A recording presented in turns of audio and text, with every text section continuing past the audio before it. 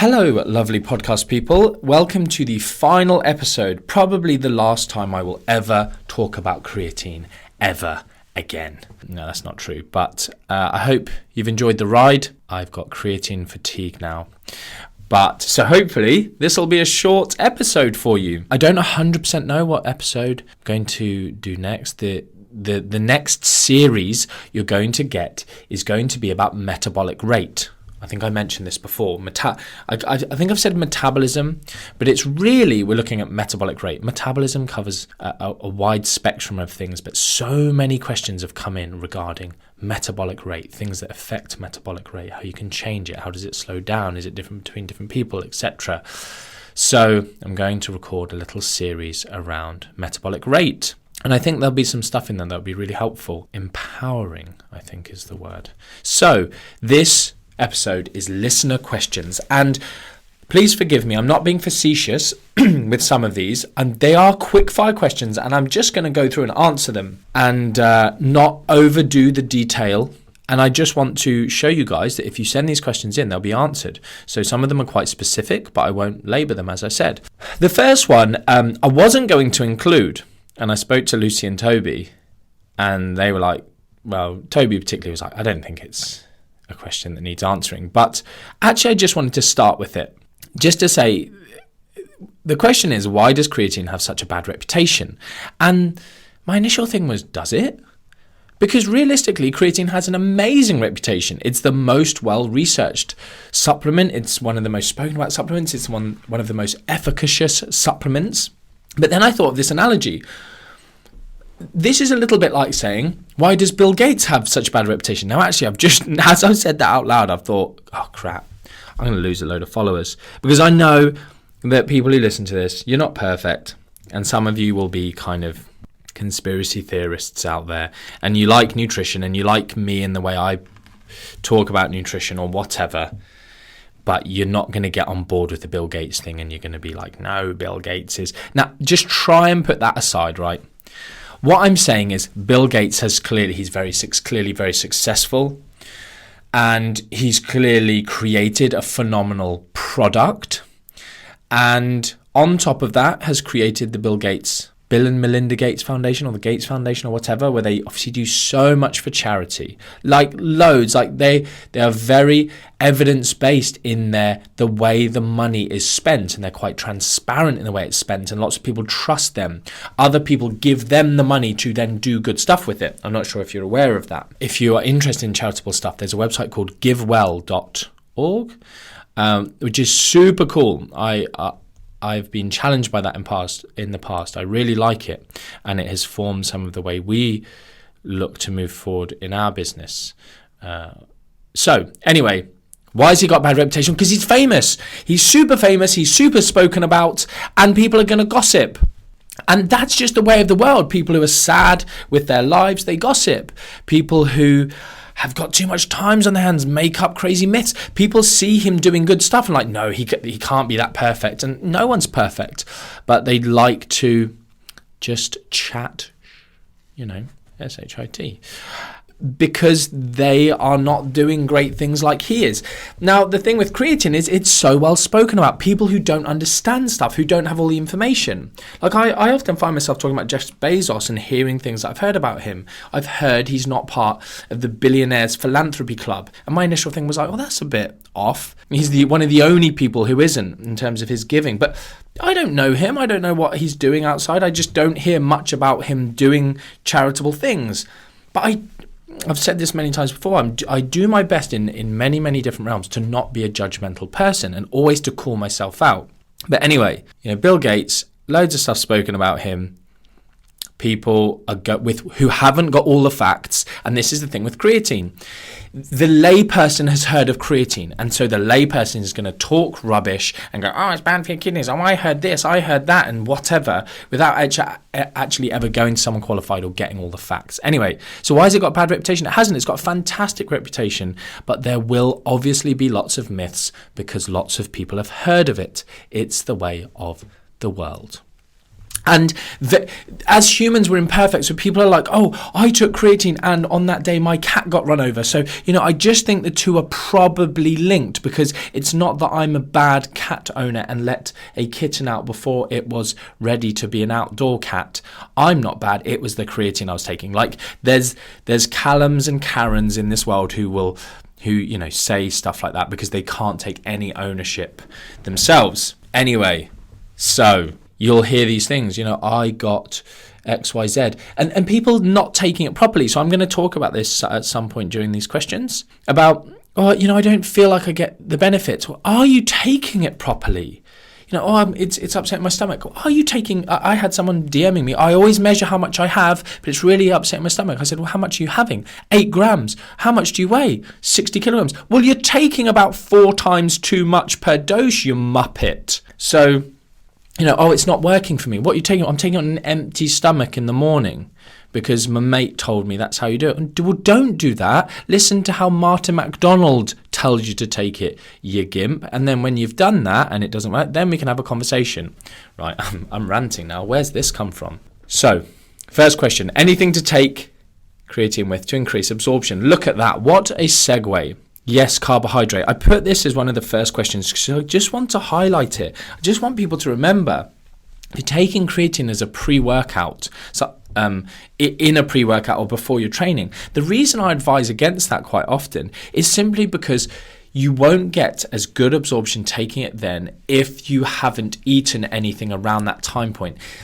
Creatine is stored via an insulin-mediated process. So you need something that's going to release insulin, i.e. carbohydrates or protein, with the creatine for optimal uptake, which is why I just think taking it post-training, where often people have a source of carbohydrate and protein, is a great time. Otherwise, take it with big meals. On non-training days, take it with your biggest carbohydrate or protein meal.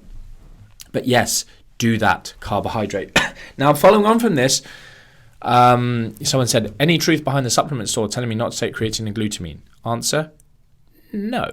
Weirdos do not take advice from people who work in supplement stores. Next question, glucose and sodium for better intracellular uptake of creatine. Now, I've covered the glucose, that's carbohydrate. And I just wanted to touch on this sodium. So you have these sodium-potassium pump in your muscles, and that's led to this idea that taking it with salt might be better for some reason.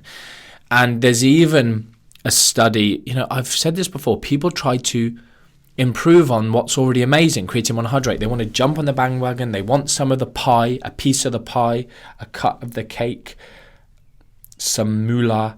They want money, right? They want in on the action. I'm trying to think of some other phrases for that. Maybe you can tell me on social media. They want to cash in. They want... Anyway, why do I do this?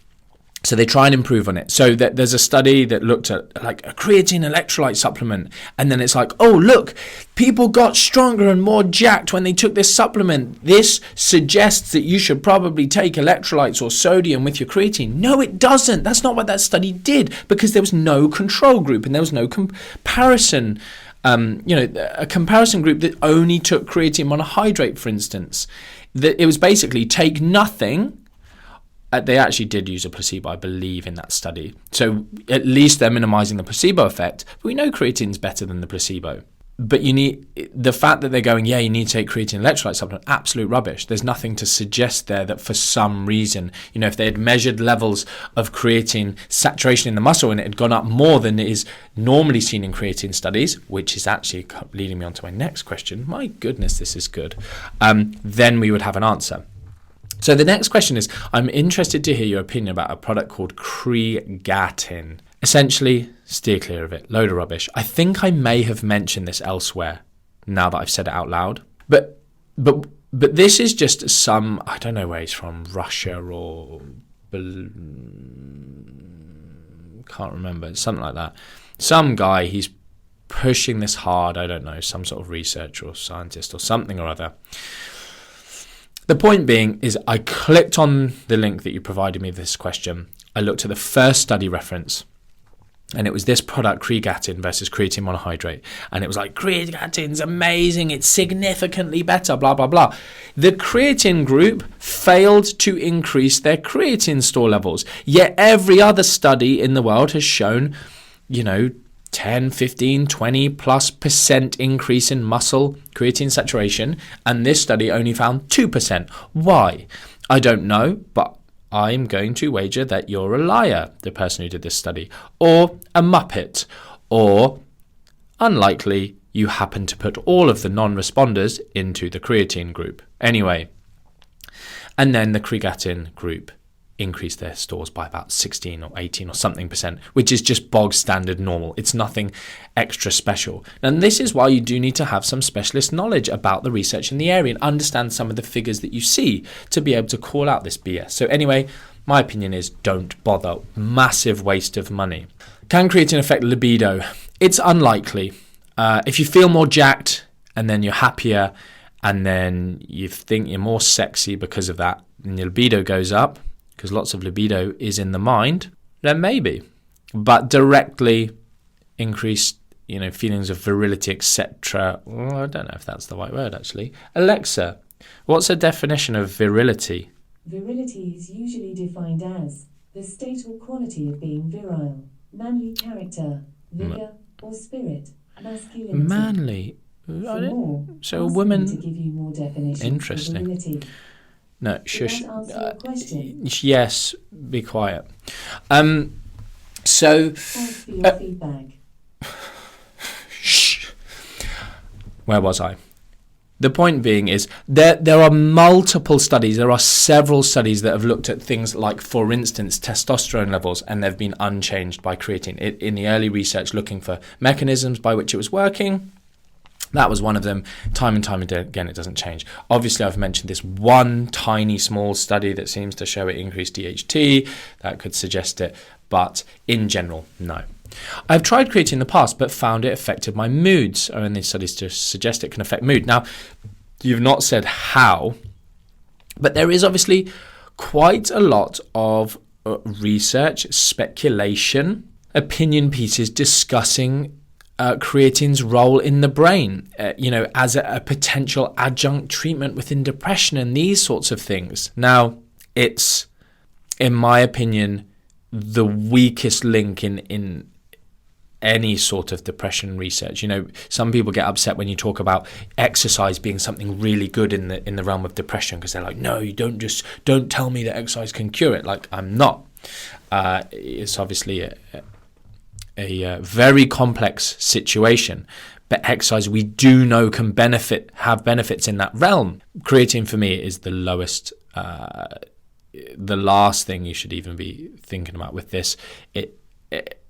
But in terms of affecting mood, we do know that it can impact some of these neurological pathways, and therefore in a very, very, very small way. But I just don't think there's any chance that you could take it, and I think it's probably a placebo effect. You're probably imagining it. That sounds horrible. I'm not saying that to insult you, but these things happen in humans all the time. Right. Is water retention different for women and men? Not enough research in this area, and again, you would have to equate body composition, because we're storing creatine in the muscle.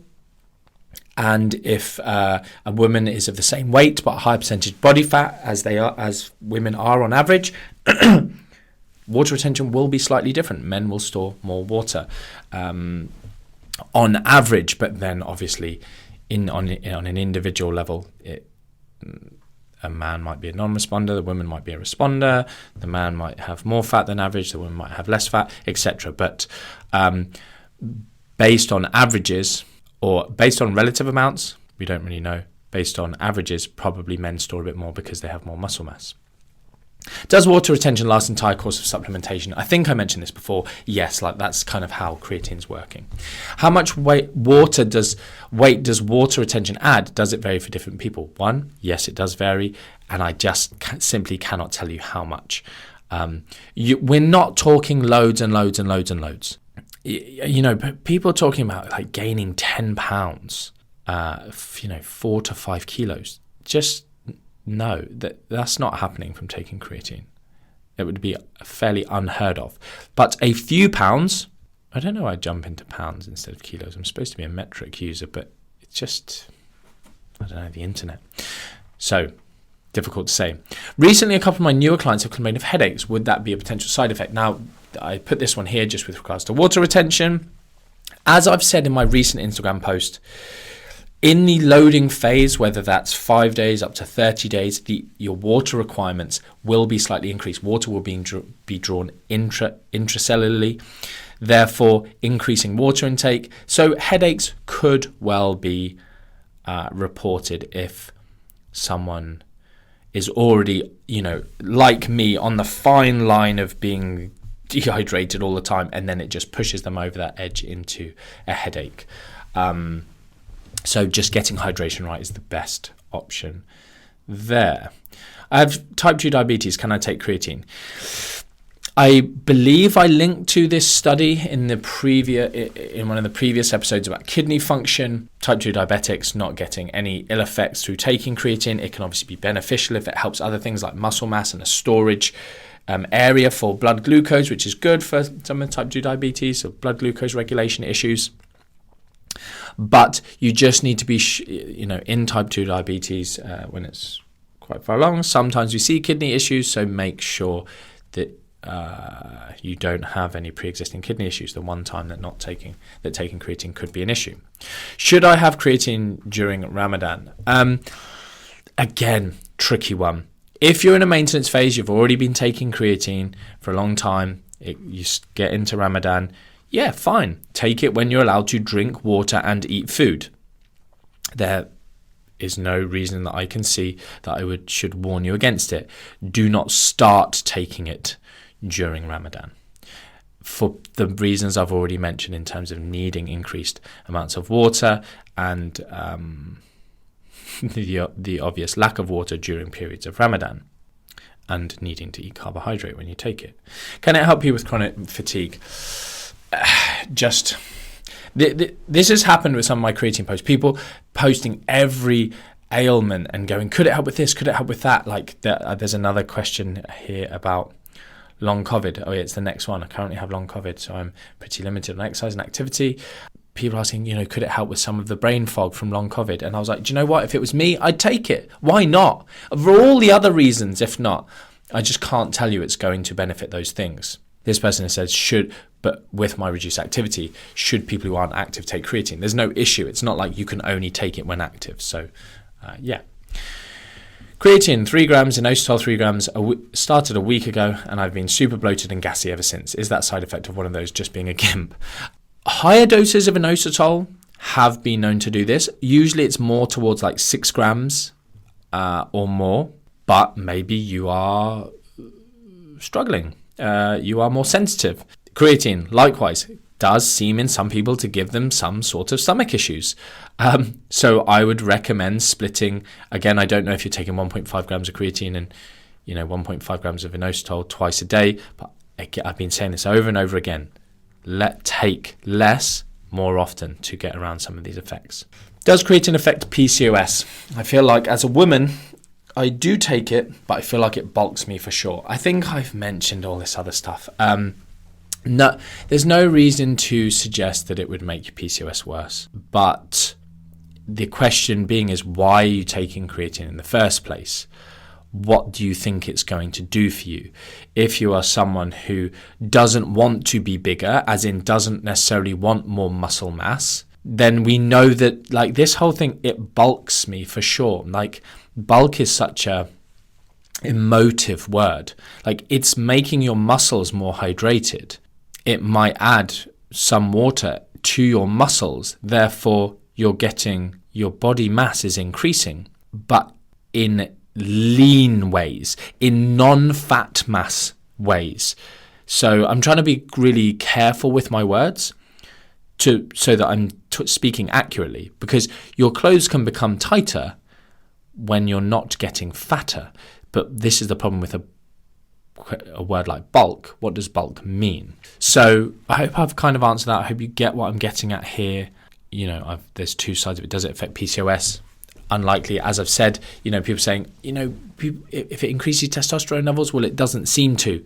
So it's not going to impact that domain of PCOS, for instance. Okay, creatine and menopause, any benefits? So in my most recent post, I spoke about benefiting sort of perimenopausal women, but it's just important to understand. Someone said, will it help with the increased fat gain around my midsection that I'm getting through menopause? No, creatine has no impact in that area directly. That's due to hormones that change during menopause. The only things that are going to really impact that are hormones, so HRT type situations. Okay, I'm going to leave it there. I'm going to be brief. Can it make your skin tingle? No. That would be beta-alanine. Again, this is why I talk about looking at ingredients list. Just take creatine. Beta-alanine does cause what's called paresthesia, skin tingling. Is it an anabolic steroid? No. Same effect for vegans as vegetarians? Yes. In the studies where I have mentioned vegetarians, often they will call them vegetarians, but they might say, of these 18 vegetarian subjects, 4 were vegan, 10 were, lacto-vegetarian, ovo-vegetarian, etc. It's just this overarching thing of they do not eat meat. So maybe they, in studies it would be better if they're non-meat eaters. It might lead us to a better conclusion. But anyway, yes, those cognitive benefits were seen in vegans and vegetarians.